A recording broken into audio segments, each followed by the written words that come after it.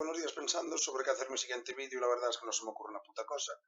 Entonces he decidido hacer un tutorial, ya que millones de personas me preguntaron, bueno, millones no, unas pocas menos. Bueno, ni Dios me preguntó cómo dejarse la barba larga. Entonces yo ahora opté por esta así de un par de semanas, algo menos, pero os voy a enseñar un tutorial de cómo tener una barba así bastante grande, unos 5 o 6 meses, en unos poquitos segundos. Es muy sencillo, así que venid conmigo al baño. ¿Veis? Aquí estoy sin nada, vamos allá.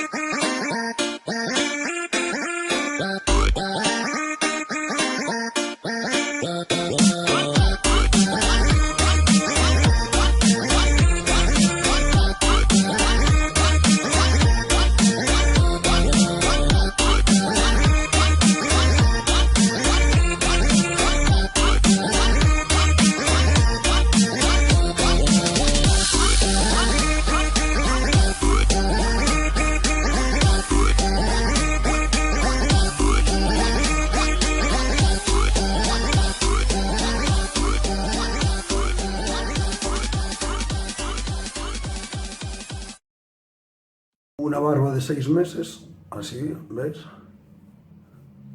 6 meses sin afeitarse, en solo unos pocos segundos. Como veis es muy sencillo, simplemente necesitas este pegador de barba y si quieres entrar en el sorteo de uno, pues simplemente tienes que compartir este vídeo o enviar la palabra clave pegador al 777777.